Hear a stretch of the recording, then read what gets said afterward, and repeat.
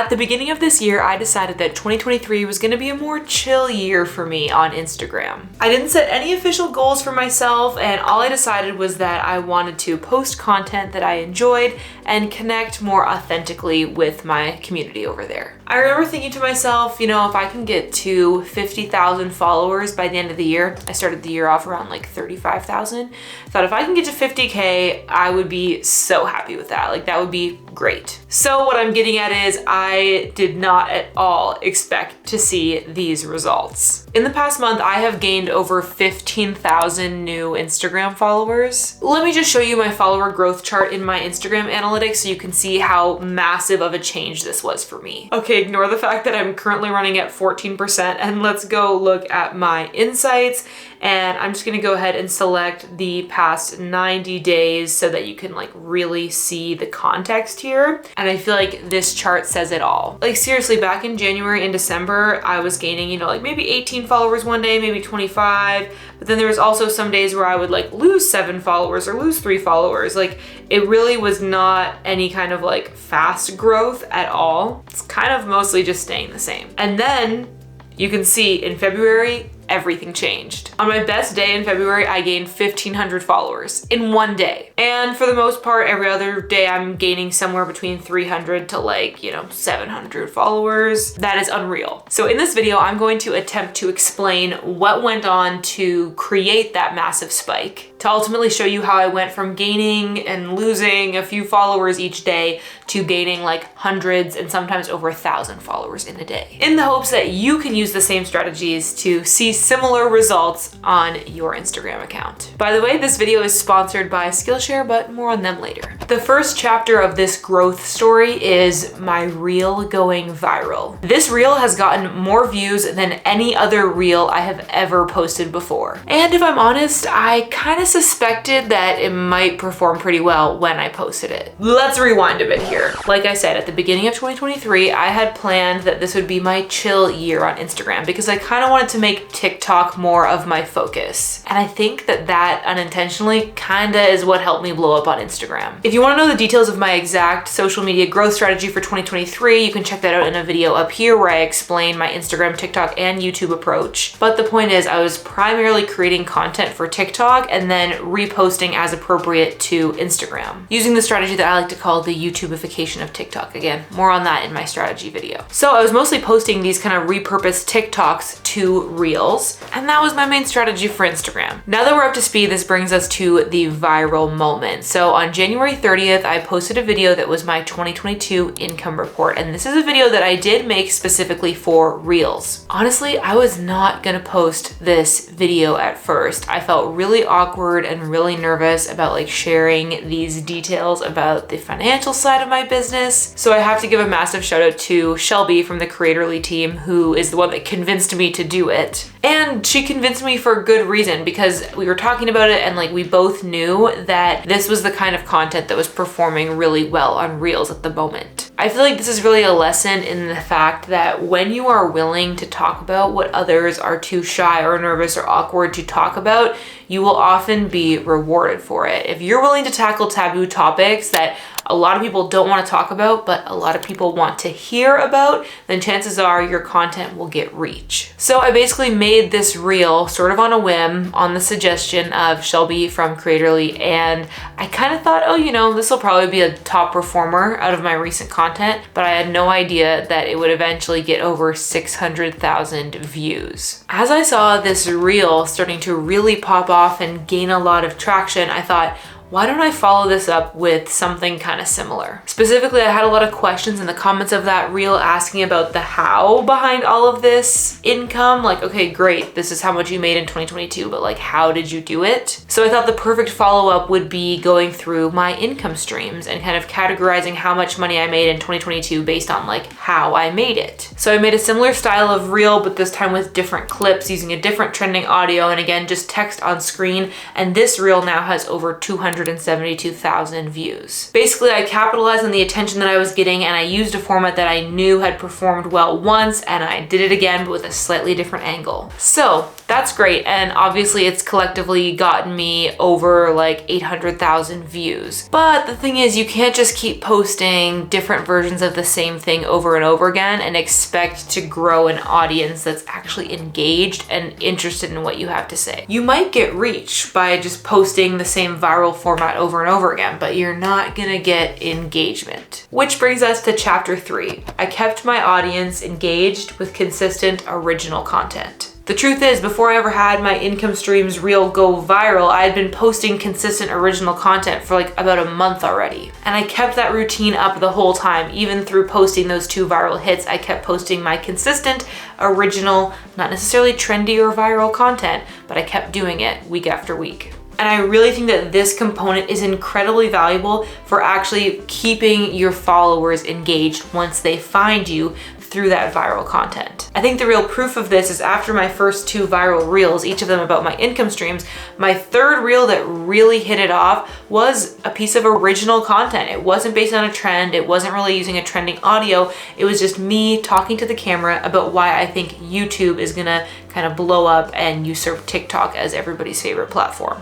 This reel now has over 100,000 views. You need to know how huge this is for me. Like before all of this, typically I would get anywhere from like 3,000 to 5,000 views on a reel. And when I did really well, I would be getting like 10 or 15,000. Like that's what I considered viral. So this is just on a completely different scale, which is what explains that crazy growth chart I showed you at the beginning of the video. I think seeing this 3rd reel here perform so well really cemented for me the importance of that valuable original content. It doesn't all have to be using trendy audios, like really quick visuals, though I do think this video is still engaging and there's a lot that I did to keep the audience's attention throughout, but it provides some helpful information and it's more my like typical style of content. I really like this kind of YouTube style of short form video because I think that it's just more in-depth and helpful in a way that trends are kind of not. They're a little bit more surface level and superficial. Really the way I think about this balance is like your Instagram reel strategy is kind of like the balance of the food that you eat. I think of trendy reels as like the candy of Instagram content, while original, more in-depth videos are like nutritious food. They're both great and they both serve different purposes for you. You can't just do all candy all the time, because even though it'll help you reach a lot of new people because you know it's sweet and quick and fun and people love it, but you won't necessarily keep those people long term because there's not a lot of substance to it. And let's be honest, if you only ever serve that nutritious food, you'll have a harder time bringing in new people because it just doesn't sell the same way that candy does. So that is the real strategy that I really think is working in 2023. It's a balance of those really effective for reach,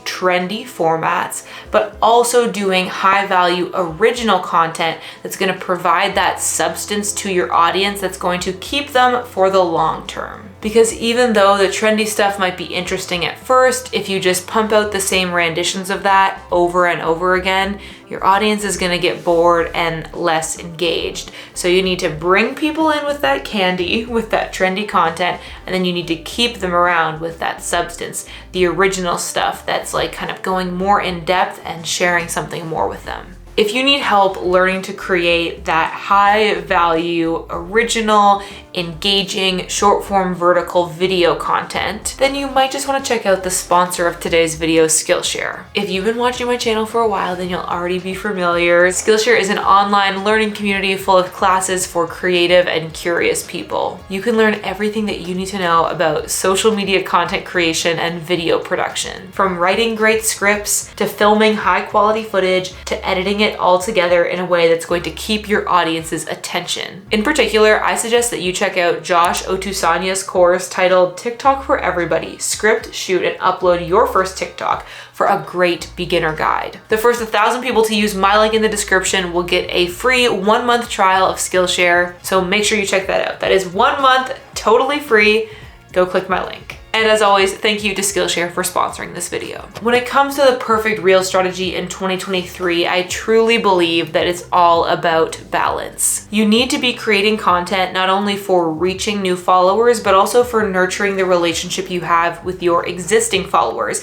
And the same piece of content doesn't always do both of those things. Sometimes you can create like the magical unicorn reel that your existing audience really loves and gets a lot of value from, and it also kind of goes viral, but oftentimes it's either going to be candy or, that nutritious food that you need. So it's important that you find a balance in your content calendar of both of these so that you're getting that reach, but you're also preserving that engagement. So let's talk practically about how I like to do this. I like to aim to have 3 solid pieces of original content per week. So this is normally 3 sort of talking to camera reels. This might be in the form of a tutorial or advice or even just an opinion piece or perspective. For the most part about my main focus, which is social media marketing and content creation. Sometimes I like to throw in some fun lifestyle pieces here and there about being a digital nomad or traveling, but that's not necessarily the main focus of the majority of my content. That's more like the personality that I like to sprinkle in. And then I will typically do 2 pieces of more trendy or like viral content per week. So this is going to be really music based. I'm going to be using a trending audio, and it'll usually be like highly visual. So it'll be some kind of like quick montage or even just one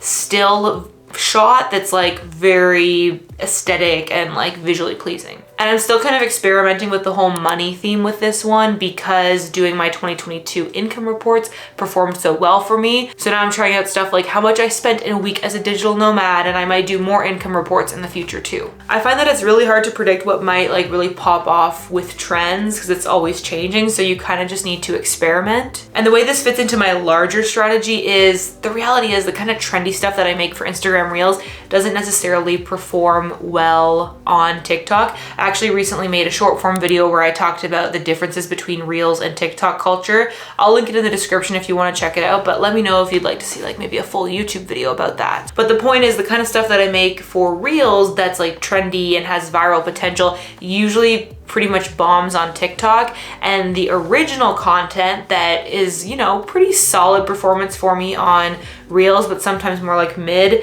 that's what performs really well for me on TikTok. So by balancing this kind of like candy and nutrition, if we want to use that metaphor, approach between trendy and original, I'm also balancing my approach between Instagram and TikTok because I find the trendy stuff works better on Instagram, the original stuff works better on TikTok, but I post all of these videos to both platforms, and then I also repost all that stuff to shorts if it's within the 60-second time frame. And so I'm really consistent on both platforms. Like I'm usually posting around 5 videos a week, and I'm prioritizing the different cultures of each platforms in different ways with that content. And you never know, sometimes the stuff that's trendy for Instagram happens to perform well on TikTok, and sometimes that TikTok original content does really well on Reels too. Like the example I showed you about YouTube versus TikTok, like that 100,000 view video. That's kind of more what I think of as like TikTok style content, but it did well on Instagram too. So you never really know, but the point is it's a balance because those strategies kind of target different platforms and also target the reach versus nurturing piece on Instagram. So I'm kind of hitting on all these main different strategic points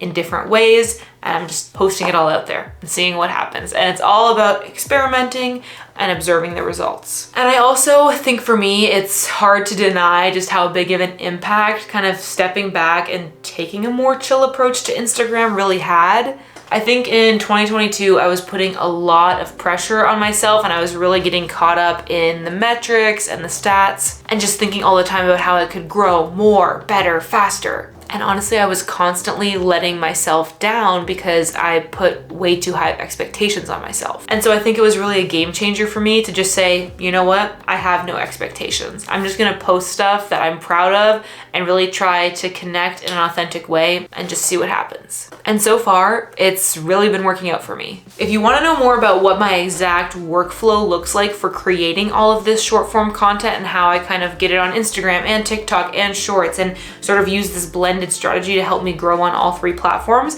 you should check out this video that I made. I know that the title says it's about TikTok, but I use this approach to vertical short form content across all platforms. So I think that'll be really helpful for you. And as always, thank you so much for watching. I hope you're having adventures and following your dreams, and I'll see you in the next video. Bye.